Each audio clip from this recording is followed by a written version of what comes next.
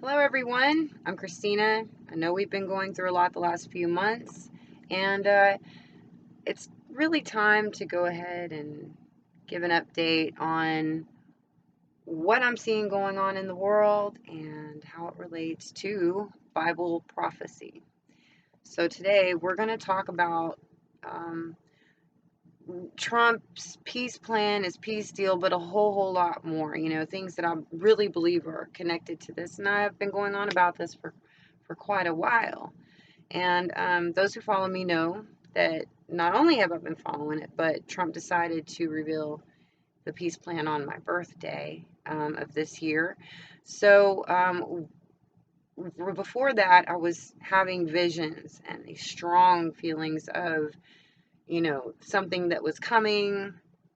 I was getting really upset about it. I was telling everyone, hey, you're not going to be able to go to the grocery store like you had in the past. You really need to grow a garden. And one of my friends, and I love her, she's like, well, you told us this a couple of years ago. Yes, I'm like, yeah, well, how long do you think it takes to get a really good garden going, honey? It doesn't just happen overnight. You got to make your mistakes. But so those things have happened. And when the coronavirus hit America, my visions pretty much stopped because that's what how it goes when you're a messenger. You don't tell the news as it happens, you say it before it happens. And once the warnings have gone out, then whatever is meant to come does. Okay? And what we are looking at is a world of people right now that don't want to believe that we're in the last days. And I think part of that comes from this stemming from the thoughts that the Christians were supposed to be raptured out before anything bad happens, which we're seeing that we are. But you have to look at that. You have to look at the prophecies that say what's going on in the last days. And Matthew 24 will tell you straight up, in the last days you're going to see famine and pestilence. Which, take a look around. Okay, you can't miss it now. From locusts to flooding, dams breaking, crop failures, you name it, we're going through it. And it's a worldwide problem. And it's just going to get worse, okay? But it all started around this peace deal and that Revelation 12 sign, okay? Which was a big indicator that we were in the last days because she's the woman of the apocalypse, and the apocalypse is supposed to happen in the last days. I know a lot of you don't know this, but it is absolutely a fact. All right, never mind that, okay, for just a second. Um, what I see is that as soon as Trump decided to release this peace deal, my visions stopped. And the coronavirus at the same time really started getting going, moving over from China. I'd even mentioned China. But now we're looking at the actual, another video had so well stated. Trump is implementing his plan. I wish I could remember what station that was, what YouTube channel. All right, to the initial onlooker, it might not really appear that way. But when you really take a closer look, that's exactly what it looks like is happening. And to explain, um, you start off with the fact that he's looking to annex the West Bank. Well, that was part of the peace plan. And then I come across another article, but I mean, I was looking for it, so it wasn't exactly just stumbling across it or anything, but I was looking for something specific.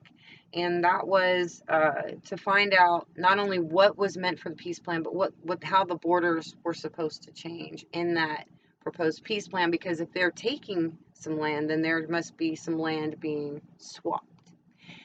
And that's where I found that is what's happening. Okay, so what we want to do is I'm gonna show you this map in just a second so you can see what I'm about to explain to you in regards to what this land that will be given or is being proposed to be given to the Palestinians is really what it really looks like. But it was interesting the way they did it because they did what they did progression of land loss since 1917. Okay, And it shows that in 1917 it was British Mandate Palestine, and it was all, yeah, all of it was theirs basically at the time. Didn't, you know, it wasn't a Jewish state until 1948. So the Jews got Israel back, but it looked like it was a half and half deal, as it was kind of equally controlled between 1948 and June of 1967. But after that, it it seemed that Israel was more and more in control of even the Palestinian land, and that the Palestinians were being absorbed into Israel basically. 1994, 2020, it shows the same thing, even less Palestinian land, which really goes to prophecy, really, that, Israel is really uh, for the Hebrew, for the Jewish descendants. But when this new proposal comes in, instead of it looking like everything is more and more being reabsorbed into the new state of Israel, well, it's not really new. It's like almost, it's 3/4 of a century old now. It's Israel. That's what it is. This new conceptual map shows that a lot of land will actually be given to the Palestinians, including land that they didn't even have before. At least not since 1948. So if land is to be annexed by Israel for Israel as part of the plan, that was the next natural step, was to put land aside, which ends up dividing the land of Israel. And it really does, okay? And the article, it talks about a lot of things, and that's cool. You're free to look through that, and I'll put the link just so you have it. But this way, at least first, I'll show you the map so you can see what I'm talking about. And then next, I want to talk about the fact that I really do believe that the coronavirus is just one of those plagues, judgment plagues, let out on the world and in the United States as part of the end days. But I think it's also because we had our hands on Israel and still do, okay? But what's really interesting about this is that if we thought that we were divided before as Americans, starting with the elections that we had with Trump to begin with, then this coronavirus has really taken that to the next level. And I see that as a pre-manifestation of the actual dividing of our continent. And with that, it would come with the peace deal, right? But so does war. And if you look at the seals as they're supposed to be broken, the seals of the apocalypse, the end days, the last days, famine and pestilence is in there. It's happening. Death is to come. That's the fourth seal. But it doesn't just come in famine and plague. You look at the next seal and you see that there are last days martyrs.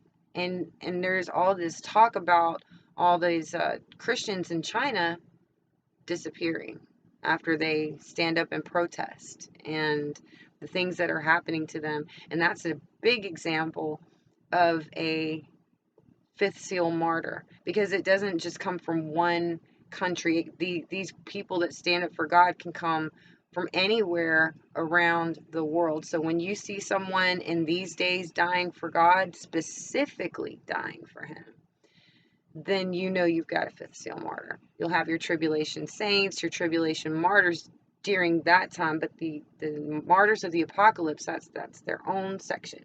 Okay, it's a specific group of people that are going down in last days. So I think that's really disturbing to a lot of Christians who honestly believe that we're supposed to be raptured before anything bad happens, to the point where when they see this happening, even though that it's clearly written down and people are having visions about this, they just cannot accept it. It's too much.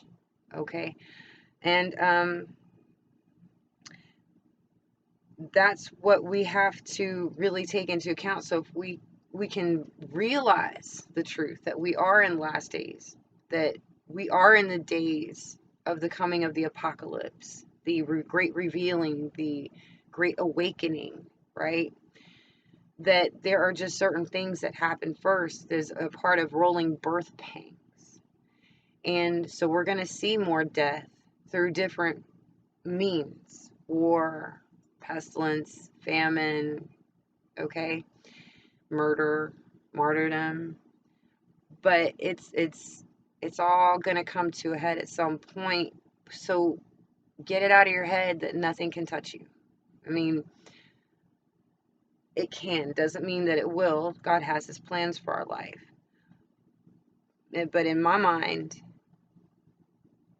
this coronavirus, that's a judgment. That's part of prophecy being fulfilled. And that's why you haven't really seen much out of me lately. But it's one thing to unveil a plan, and it's another to start implementing it. And it's a little bit bewildering to me because I don't see anything being signed. But at the same time, I'm not sure. I've said this before, that the Palestinians have much choice this time. And I think a lot of it stems from the fact that they never even come to the table anyway. And that there is a certain amount of authority that they just don't have either way. So I don't know who's going to sign what, but I do know that Israel and America, as far as our presidents and prime ministers, Netanyahu and Trump, feel that before the American elections in November, and now that Netanyahu is in office, that this window right here is the prime time to go ahead and start getting this ball rolling, and probably at a faster pace than ever before, you know. So I just want to end that for today and tell you to keep your eyes open, keep your chin up, praise God, and I will talk to you soon, or at some point.